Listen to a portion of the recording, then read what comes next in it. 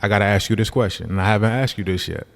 We had the conversation on you saying, you know what, I wouldn't automatically leave if you cheated. Yeah. I never asked you how that came about. Well, the first time we spoke about, what would you do if I cheated? What would you do if I cheated? And you was like, I don't think I would leave. And I was like, I'm gone. Shit. I'm at. And how sure you were in saying that you wouldn't leave versus how sure I was in saying that I would stuck with me. My nigga, everything is love. Put that on anything I love. Yeah. Peace, beloved.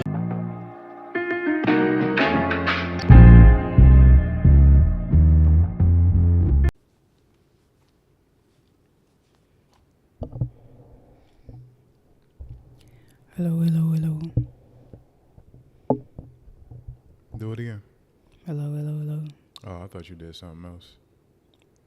What you doing? Huh? What you doing? Setting a timer. Oh, for 50 minutes.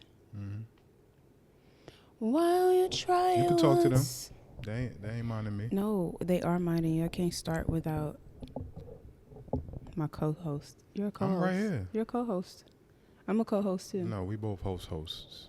No co-hosts here. But we're It's co. We're both co-hosts Same to each other. Okay. Same Yeah. Okay. Right? All right. Yep. Host. Hostess. With the mostest. So you a hostess? Nah, I was talking about for you. Are you a hostess? Because you kind of agreed to You it. you kind of been coming at me for the past. Are you a hostess or a hoster? Introduce the show. Hey y'all, welcome back to another episode of God It's Me Again podcast. I am Candyss Love. I'm your boy, Brickcitibuddha. Don't mind me as I set this alarm. And I feel like I haven't said that in a long time. I think the last two podcasts, I just started off crying. And we didn't even get to the intro. We did? No. I guess you're right. Yeah, you're right. We started off talking. Oh, yeah, we went straight in. You all right. Yeah. But that's what they want. Yeah, it is. Yeah. And also, I appreciate all the people that, sent us love, sent me love, and acknowledged. Sent Cleo love. Yeah. Oh, yeah. Y'all really sent Cleo love and acknowledged how y'all, just had empathy for what we had going on. And for me, as I just cried through, I guess, a phase of stress. Yeah. So I really appreciate that. And grief. Yeah, we were both experiencing some stress and grief, but I do feel like we are coming out on the other side of that. Absolutely, as we always do. And thank y'all for rocking with us through a few heavy episodes. It ain't always going to be funny. Right. It ain't always going to be sensationalism. We going to give y'all the real. We going to give y'all where we at, and I feel like at least our audience appreciates that. Yeah. So today we're going to keep it going. Yeah. I guess this will be one of the more fun, sensational type of topics. And it came organically like most of our topics do. We was going to dinner the other day. Should I shout them out? Are they back in our good graces? Who are you talking about? Give me a hint. I just took you to dinner. You forgot already? You can He shout them out. He took you to dinner too? You can shout them out. We're going to get to it, right? But yeah, we went to Mo Brunch Brews out here in Houston, one of our favorite spots. We was off them for a little while. But we just needed an experience, and it's a good date place. Yeah. And we got there, and it's Sunday. It's the rodeo. Y'all, please get out of Houston. Right? And I never used to get it when I thought y'all was so bougie. Y'all don't want nobody to move here. But with how congested it is in Houston, how many people are here, I get it now. Our traffic is crazy. Traffic been crazy during the rodeo. So we got there. And we figured it would be some type of wait. She was like, it's probably going to be an hour to sit inside. It was a little too cold to sit outside. Yeah. And some people will leave. Let us know in the comments. If it's an hour, are y'all leaving? Or are y'all going to look for another spot?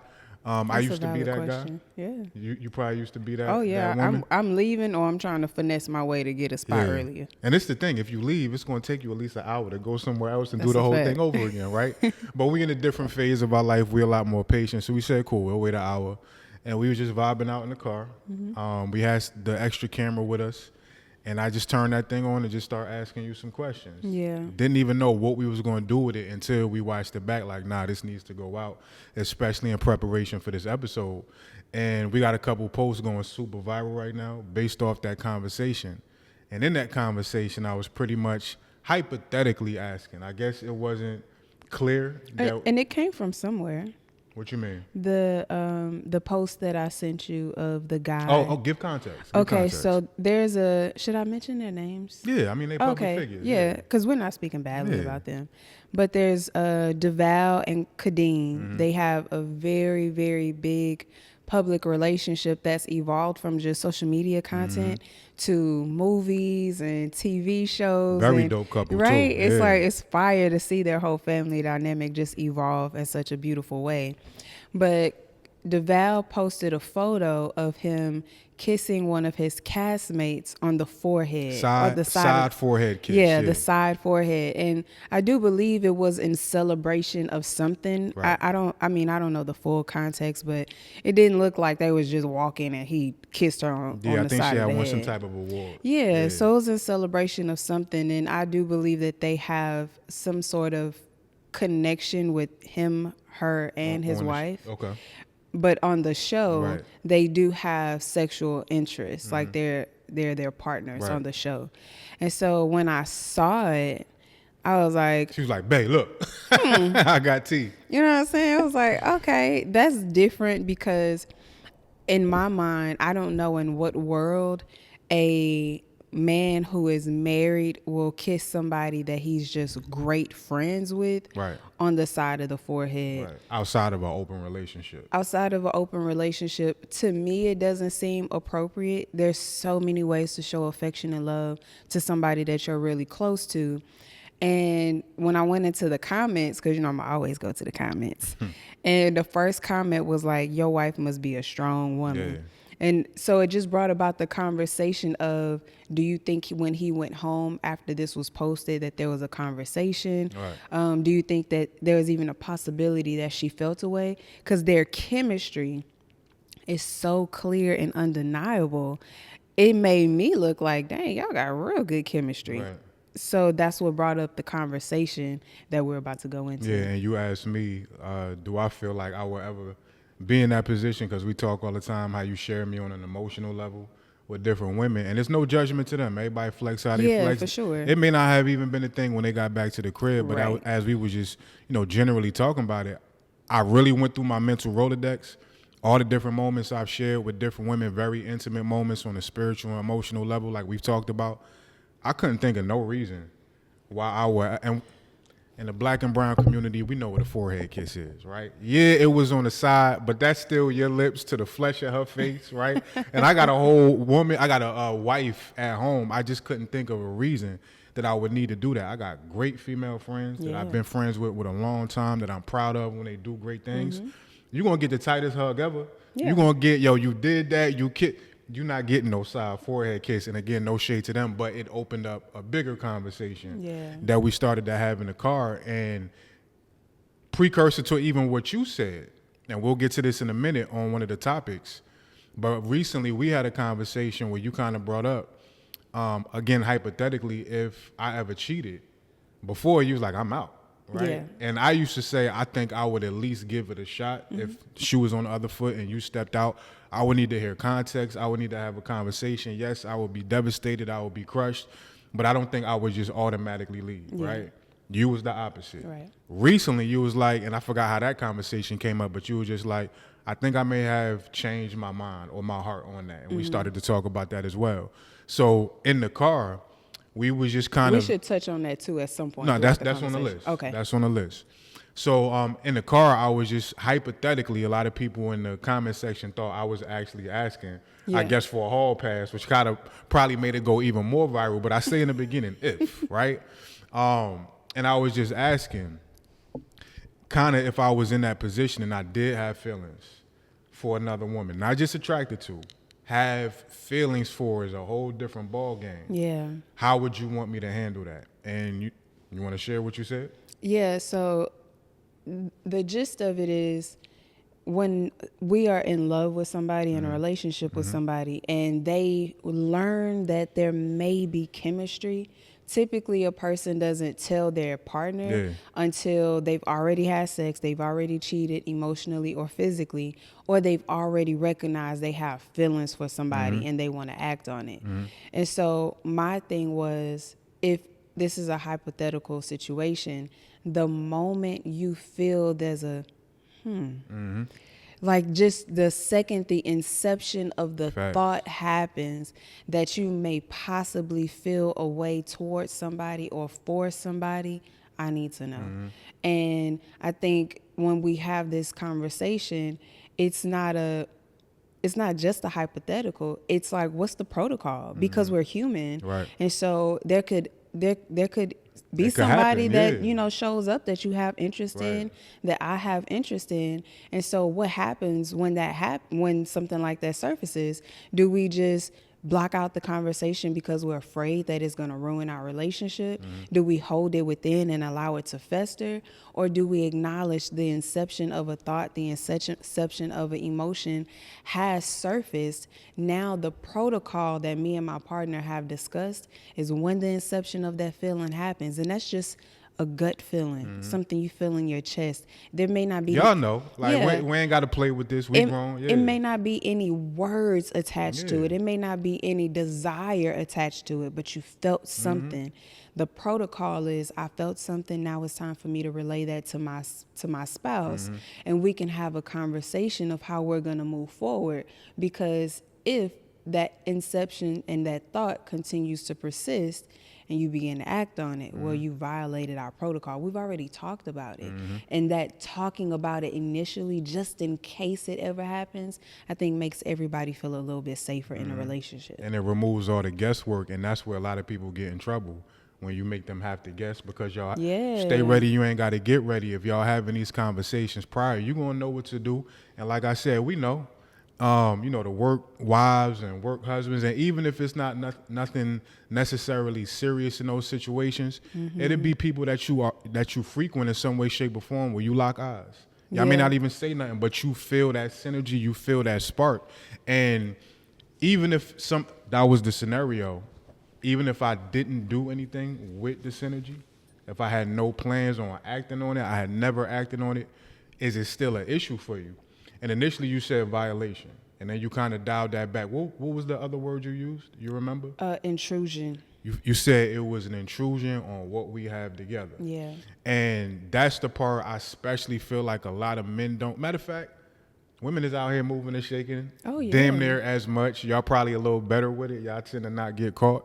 So I'll keep it, intragender, but we'll have these moments and know that this energy is sitting in my heart. This energy is sitting in my spirit. And the part of it that a lot of people commented on, especially women, they was like, well, how does it get to a point where it's beyond she's attractive and you now have feelings for this person? You got to be around them in some way, shape, or form. You have to feed the feeling for it to get to the point where I'm going to have to tell my wife, I think I got feelings for this person, right?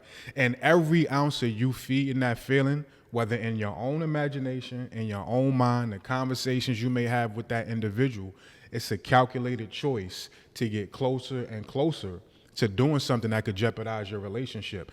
And a lot of people also in the comments was like, well, that's not you. I don't feel like my man should have to do that if he feels something, or vice versa.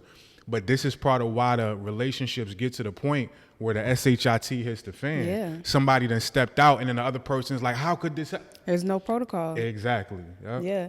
And that protocol really just, it's like the rules of a relationship. And even in your car, there's a manual. Rules of endearment instead of engagement. Right. Yeah. There's a manual that says, if this happens, this is what you're supposed to do to fix the situation. If this happened, this is the knob that you're supposed to press. So in a relationship, if one partner is interested in another person, or the inception of the thought has happened, the protocol is now to bring that information to me, so I don't have to rely on what is my gut saying. And when that happens, when that inception happens in you, it also happens in your partner. Absolutely. And now your partner's feeling things that you're not saying. So you think that you're hiding it from your partner, but they're picking up on it. They're picking up on the energy. They're picking up on the words that you are not saying. And that typically leads into snooping, checking the counts, checking the phone, checking the text messages, because their intuition is telling them something's not right. But if the conversation is open and you allow your partner to feel safe to come to you about these things, and possessiveness is not a action in the relationship, then the partner will feel safe to come to you, babe. This is something that I'm feeling. I think a lot of times in relationships, people are so afraid of these open and honest conversations, even though they will say, communicate, just use your words, just communicate. The truth is they are not open to real communication. They're really afraid of the truth. And you cannot have an open line of communication and be afraid of the truth. You have to have some type of emotional stamina to be able to allow a person to bring something to you and be able to hold your emotion and be able to continue the conversation with some level of poise and grace. Because the second you ruin the trust that this is not a safe space for me to bring to you my honest emotions, your partner will never bring anything that sensitive to you ever again. And then you brought up the word possessiveness, and it's weird to be in this position, because we just living our life. We just being the happy couple that we've always been, that we continue to work on being.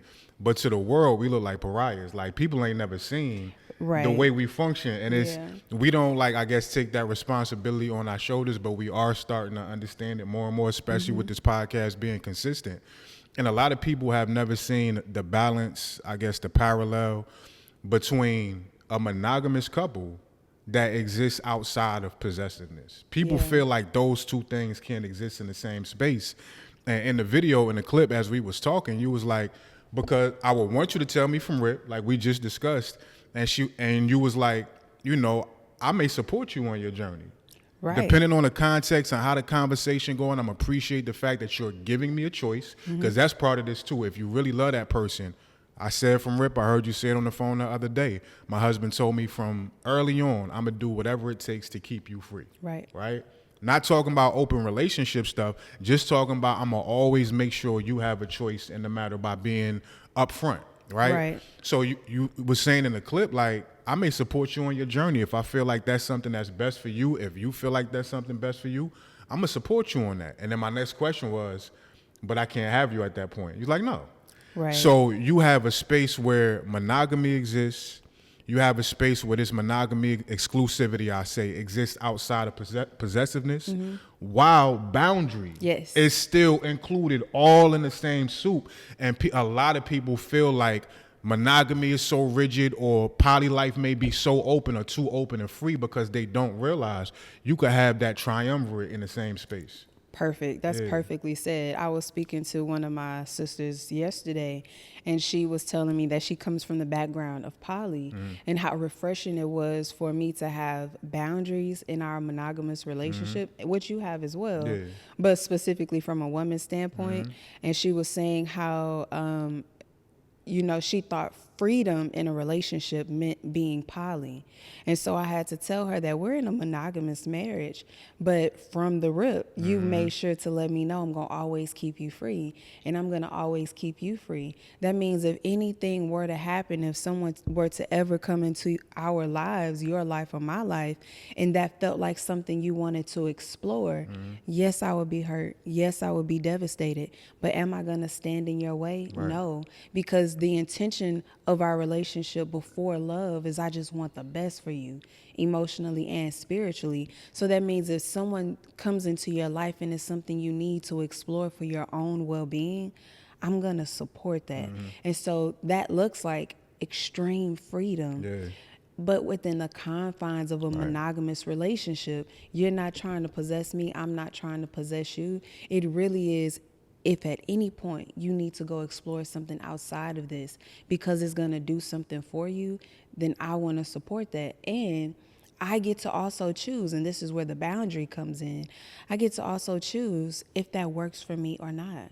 I get to choose if I want to stay and continue to be a part of this while you explore something else or not. And so I think people forget that they have that option, and that's when you were like, well, you know, in hypothetically, would you stay? And I'm like, no, I wouldn't stay. Right. But that also doesn't mean that once you went and explored and you felt whatever it was you needed to feel or experience what you need to experience, it also doesn't mean that I won't be here when you come back, Right. and vice versa. Because if the purpose is really loving each other, that means I'm committed to understanding your spiritual experience, your healing journey, and sometimes things that your partner need is outside of you. Facts. I can't give you everything and you Facts. can't give me everything. Right. There may be a gem or a lesson or something that helps you evolve that only another person has. Which could only be meant for a season. Exactly. Yeah. Exactly. It could be a month for all I know. Facts. But if I stand in your way, then you actually don't get what you need to continue your journey of evolution. So that's why the lack of possessiveness and the freedom is still necessary. And then even with the boundary word, and I know it's a lot of talk in the therapy sector, we'll have a conversation on that eventually. Wifey already breaking it down on YouTube. Make sure y'all go check out her first reaction videos on, you know, the stuff going on with therapy. But there's also kind of a few different sides of boundary, the word boundary. We have never had a conversation about exclusivity. We have never had a conversation on not stepping out or anything like that. There's been a huge part of our relationship, I mean, a whole relationship at this point, that has been natural alignment. Yeah. Right? Frequencies already matched to the degree there was no need for a conversation. By learning you and vetting each other for so long, I already understood what frequency you was in. You was looking for one-on-one exclusivity and vice versa. That didn't need to come out via conversation. That came out through the exchanges, through the energy. And that, I guess, lack of needing to present a boundary will maintain until the point, if it ever came a point where that alignment is now unaligned, right? That's when the boundary is really necessary. And I say that to say, outside of that, the stipulations we end up putting on people because of our fears, because of not possibly wanting to reach that point where the alignment is no longer doing this alignment thing, a lot of times you aren't getting the truth of that person. You are kind of dictating the version of that person that you want to show up based on your comfortability. So all these lists that you got to have your phone flipped over, or you need to be home by a certain time, or you can't be looking at her this way, or you can't talk to him that way. Let that person be them natural selves. And then you are able to gauge where you fit into their authenticity based on who they actually are, not the version of themselves that makes you comfortable. And we've been able to do that. If that should ever shift, then the conversations start to happen. And like you said, we can realize you or me may need to go explore something. And let's say it's a month and I come back. That may not look like marriage again. That may not look like friendship, whatever it may be, but our love is so solid, it's so firm that whatever trajectory we got to put our relationship back into, we still going to be here. Right. You know what I'm saying? And that's still going to be here regardless of what's going on. We may have to shift the title or whatever it is, but that gives you a certain level of confidence where not only will you allow, you want that person to exist in their most natural state, even as that may shift as y'all grow together. Oh man, that's a perfect perspective and way to put it, because when you say that, just watch how they naturally are. Because if you give all these stipulations, then a person shows up and pretends to be who you want them to be out of fear that you'll leave them. And so if the notion is that we're gonna work whatever out however we need to, or if it comes to a place to where we're not going to be together, that's okay. It don't mean that there's beef. Right. When a person understands that they don't have to fear you, they show up as their most authentic self, and then you get to discern, is this a relationship that I even want to be in, based on the truth of who this person is and not based on who they're pretending to be just so they can keep me. And then when you get to show up, speaking from experience, I'm sure you could probably attest to this. When you know you feel safe to show up in your most authentic space or self, whatever that looks like, however that changes, that actually decreases a wandering eye. Because you Yeah. understand, especially as adults, certain ages, we know how rare that is in any capacity, platonic, business, family, whatever. It's very few people that's going to embrace you as you actually are. And a lot of us have never felt that safety before in any guise of a relationship. Yeah. So when you get that in the romantic sector, a lot of times you start to look at other people. They may be cute. They may have whatever going on that you used to like, but it ain't enough. On some Kendrick Lamar, it ain't enough, right? Because It you ain't understand what I got right here. You 9 times out of 10, you're not gonna find that outside of the relationship. You got anything else on that before we dive into the topics? Have we ever talked about how we offered one another our exclusivity? I don't remember like actually doing that. I think it happened, but it was, I was just driving to work. It was like that. You about to give me some tea. I don't even remember this. So I remember walking into a Target one day, and we were speaking about freedom. And I remember one of the first times. You remember how early on this was?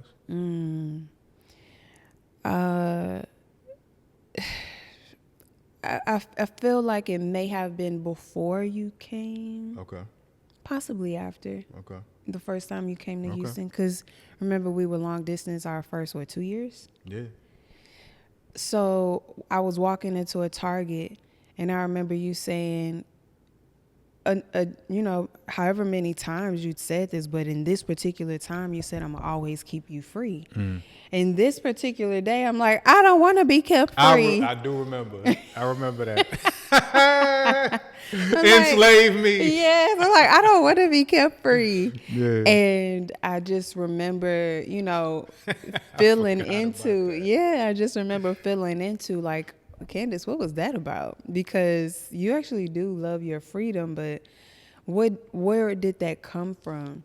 And I think I started to think about the fact that we hadn't offered each other our exclusivity yet. And although that's not something that I was looking for, I wasn't asking for it. I didn't ask you if you were exclusive to me.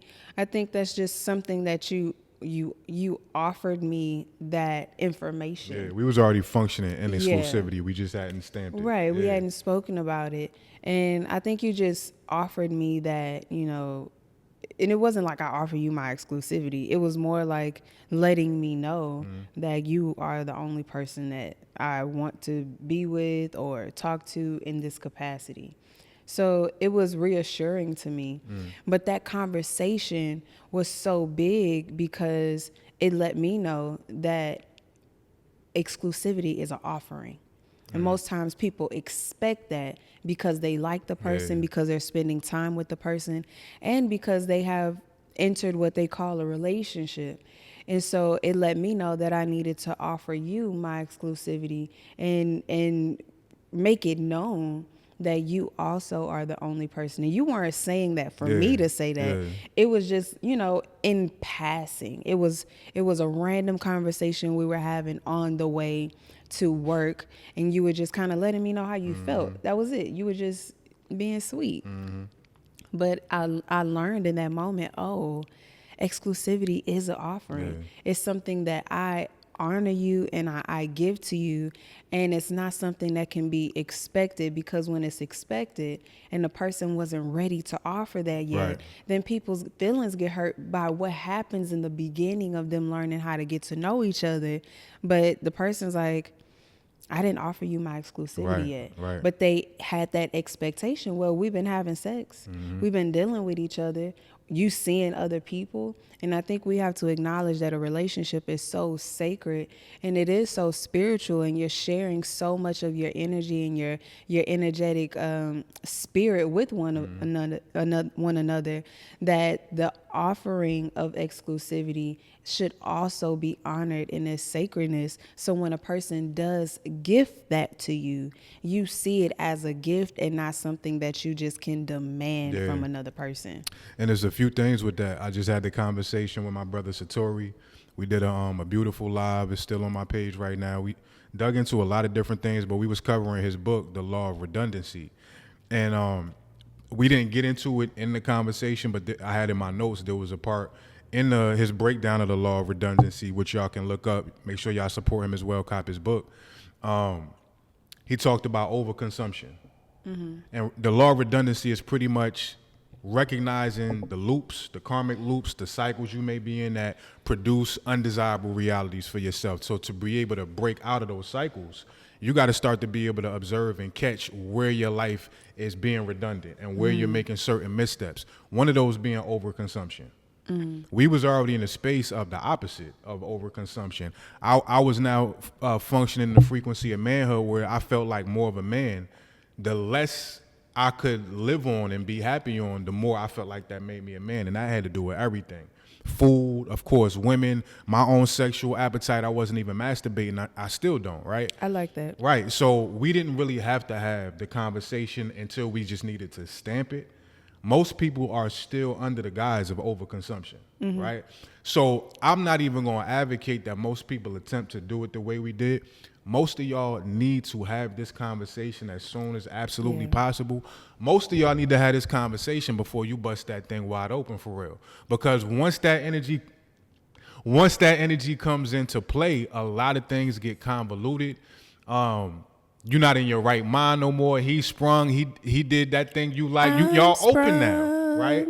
So being able to vet a person, and I've been having a lot of conversations on that process, which a lot of us flunk on, especially women.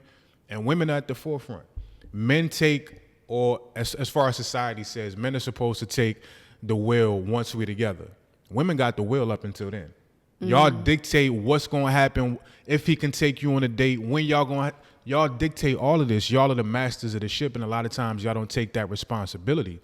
So being able to have this conversation, not just that I would like to be exclusive, how do you feel about that? And then if he agrees, asking him why he agrees, why he feels like he's capable of being exclusive with you. Because a lot of us, we go 20, 30 years before we find a woman that actually grabs our heart. We ain't got no experience with being exclusive. We just know that's what y'all want. So yeah, I'm gonna be exclusive. How do you know you actually ready for that? What preparation have you done to be ready for an exclusive relationship?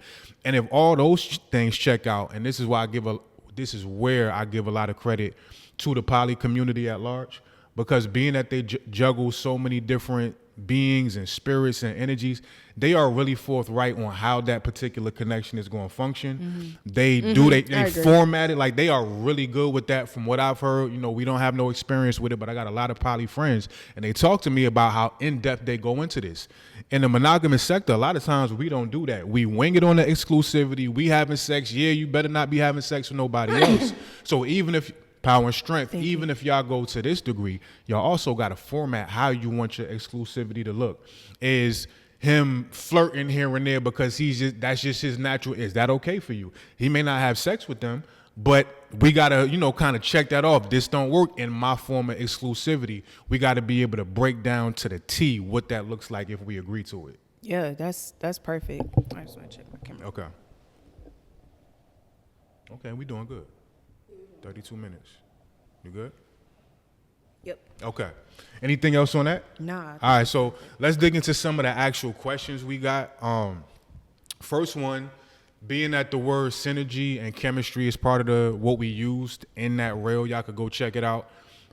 By the way, I got a pet peeve. I feel like anybody that says the phrase word salad in 2025 may need to go ahead and purchase that Hooked on Phonics. Because anytime, especially, word salad? You never heard this? No. A lot of times, especially on Sounds Facebook. I've seen it a horrible. few times on Instagram, but when people are verbose, they have a handle of the English lexicon. They could talk that shit. You know what I mean? We could say it whatever way you want. People is like, that's a word salad. It's too much going on. I don't understand what y'all talking about. Oh, okay. You're just lazy mentally. Lazy mentally, right. So a few people took issue with the synergy chemistry thing, right? And I feel like we can't do that yet. I got to ask you this question, and I haven't asked you this yet. Okay. You ready?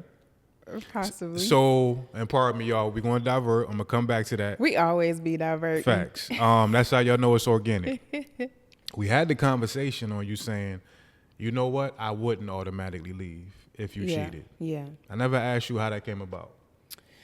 Right, because the first time we have open conversations about everything. Yeah. So us talking about these things hypothetically, this would scare the average person. This don't scare us. No. So the first time we spoke about, what would you do if I cheated? What would you do if I cheated? And you was like, I don't think I would leave. And I was like, I'm gone.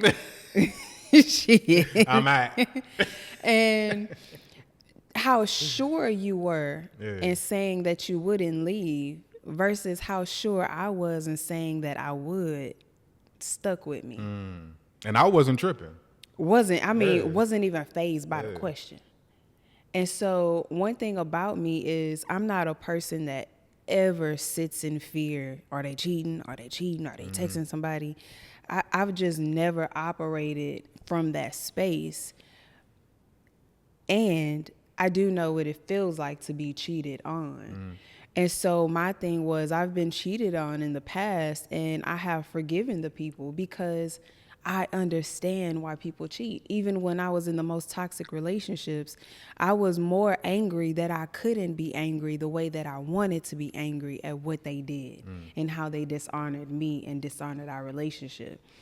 That was what brought about a lot of that resentment that I felt. So I knew that when I felt that twinge of, wait, would I leave? And why am I so comfortable with saying that? It took me a while to sit with, and I've sat with that for a couple years, just how I responded. I've sat with that for a while. And I recognize that it's not that I wouldn't want to move forward and heal and get into solutions because we have the tools to be able to do that. But what would make me angry is the fact that when somebody hurts you, betrays your trust, and cheats, you are now gifted the burden of having to learn how to forgive. Yeah. And on top of that, you have to forgive over and over and over again. And then the resentment sets in that you have to do so much healing work. And then also the resentment sets in because they've apologized. What else do you want them to do? They've Right. changed behavior. Which kind of takes some of your power away. What else do you want them to do? And now it's like, oop, ball's in your court. They fixed everything, but you still holding on to what you feel. So now the issue is not so much about the person and what they did. It's an internal battle that says, I don't know how to forgive people when they betray me. I don't know how to stop replaying the story of the person that I love cheating on me and betraying my trust. I don't know how to sit with myself and just let it go. And so the issue with allowing yourself to forgive and allow that person back into your life after they betrayed your trust and cheated is you are kind of stuck with doing work on yourself and kind of being tormented until you have learned how to really heal the wound that they've just exposed. That's difficult for a person to say, okay, I'm willing to go through that. Yeah. Even though it will give me a lot of emotional stamina, a lot of spiritual stamina, I'll go deeper into my world of learning how to forgive and really being able to crucify the resentment that actually lives within me, because that's what it's going to be foreshadowing. It's going to be shining a light on the fact that you struggle to forgive people that betray you. And I have to now not look at you as the villain. I have to thank you for what comes out of me. And I have to crucify that resentment and that rigidity in myself. And now all roads lead me back to me. But it's still based on a choice that you made, which makes me come right back to, why would you do that to me? That's the part that's hard for me to accept, that I'm going to have to go through all of this mental turmoil just to forgive you and just to go deeper within myself to learn deeper levels of forgiveness. That's a lot. Couple things to that, because you it actually sounded like you came back around the block like, nah, I'm not doing it. Before we get to that though, right? Because I still need to hear why you would go through that before you say that. That's not the case. I do feel the same way that I feel when I mentioned. Okay, and I'm gonna come back to, I want you to talk about that aspect of why you would go through all that, like what made you realize that. But also when we was in the car, we was or I guess on the way home, we was talking about the cheating aspect. And we both was able to attest to the fact that from what we've seen, from what we've experienced, it's not really the act. It's the amount of work that has to be done for as long as that work has to be done for y'all to just get to a point of tolerance of each other, of the experience, of these new versions of yourselves that need to come out of that, let alone ease, let alone back to romance and intimate. That's a lot of work. And I've seen couples, I work with couples, I've seen a lot of times where, the infidelity will happen. And, she throwing pots and pans and she going crazy. The standard, right? And he, baby, please don't leave and all that type of stuff. And very quickly, that energy starts to morph. I've heard a lot of couples say that maybe a week or a week and a half removed from that initial brunt of anger that she may feel. And I'm going to speak from the male point of view because this is what I hear for the most part. I don't usually get the other side of the spectrum. A week or a week and a half in, it's going from intense anger, him feeling like I'm about to lose my family, I'm about to lose my woman, to her sex drive going up crazy and her wanting him in a way she's never wanted him before. Coupled with the competition of she not going, take my man, she not going to do you better. And this pot of all these different frequencies and vibrations is getting stirred. This is just in the first 2 weeks. And then once that starts to dole itself out, now we got to do the therapy. We got to do the counseling. I got to go through the ebbs and flows of just looking at you and the wind blowing. I remembered you did it again. Yeah. And like you always say, I remember, I got to forgive again. And we at dinner, I want to stick the fork in your hand right now. We got to go through that probably for the next few years. When we had the conversation initially, my answer was, I'm probably not going to go nowhere. But now, from my perspective, and I want to hear yours, us having navigated so many different things, having so many different tough moments. We haven't had a lot of arguments. We've had a lot of tough moments just in life. Right. This is a soulmate relationship. And with that comes, I'm signing up for extra credit, God. You know what I'm saying? Right. So we've been through so much that, yes, I understand that would be an inordinate amount of work. I believe in our ability to do the work. That's what will kind of give me the solace beyond just me loving you so much. I know we will figure out a way to navigate. It's going to hurt. It's going to suck. But I know we can. I trust us that much in how we approach the work. Yeah. That's my end of it. Right. What's your end of why you would be willing to go through all of that?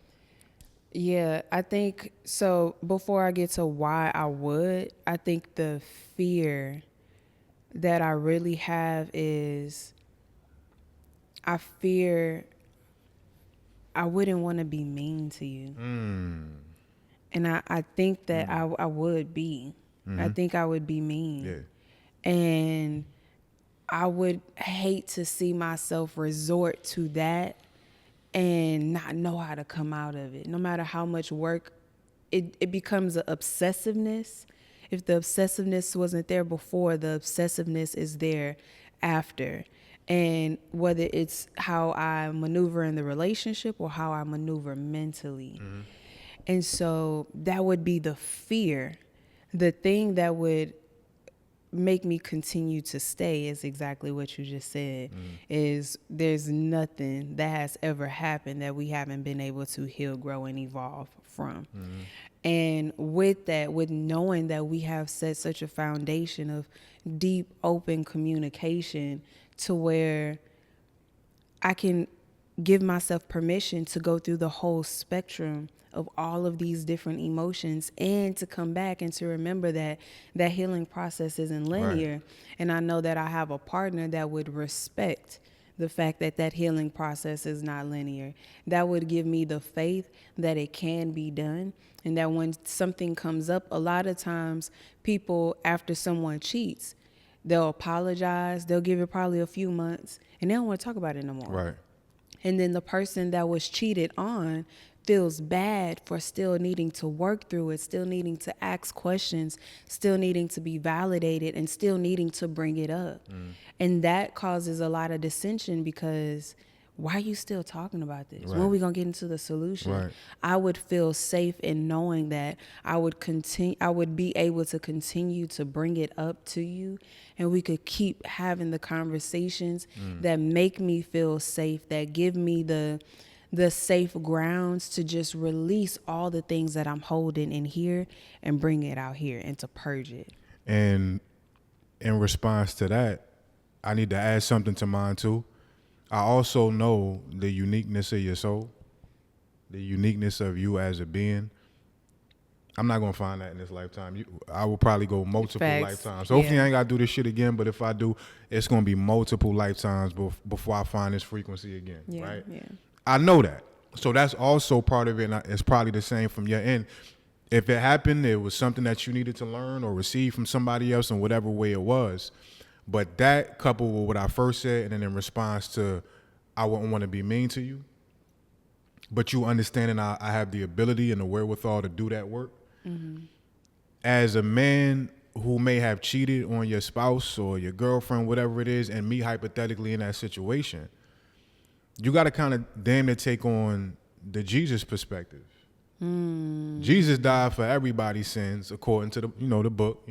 Some people don't believe that. That's up to y'all. That's a different conversation. But I got to be willing to die, be crucified over and over again for my transgression. I ain't trying to say the world, but if I know I did this act that broke you in the way that I knew it was going to break you, Yeah. and if I still, because I advocated before, if you cheated on a woman, give her walking papers for her. Yeah, Don't yeah. even ask her to try to go through that. With this situation, those two philosophies are kind of coming to a head, and I would be open to you accepting that. If you if we had our conversations and you know what I mean, we vetted that out and you truly still wanted to be here, now I got to take the crucifix over my shoulder. And every one of those moments where you get mean, where you remember, where you give me the business, whatever it may be, if I'm going to be here, I got to be able to carry that cross. And I also know, as much as it would suck, I'm also strong enough to carry that cross. Yeah. Yeah. Yeah. I love Yeah, that. so these are some of the conversations we got to be able to have. We actually going to make this a two-parter because it's a lot more we need to talk about, and our little SD card is running out. We're going to switch SD cards, and we're going to come back to part 2 of this conversation. So this going to be one episode? 2 parts, 1 episode. Okay. All right, y'all. See y'all on part 2 next week. Yes, yeah. Like, comment, subscribe, purchase my book, Remember Who the F You Are, book a one-on-one session with me. Babe, go ahead, drop your stuff. Yeah, y'all can hit me up for one-on-one counseling, for relationship recalibration. Shoot me a DM. I do all my bookings directly. My music is out. Everything is love. Y'all been loving the theme song. Daddy Issues still running. Airplane Mode still running. Album is on the way. It's getting clipped up as we speak. Yeah. So we almost there for that. But yeah, just keep supporting, like, comment, subscribe, follow, share, have conversations, and we'll catch y'all on the rebound with part 2 of this episode. Bye. Peace. My nigga, everything is love, but that on anything I love. Yeah. Peace, beloved.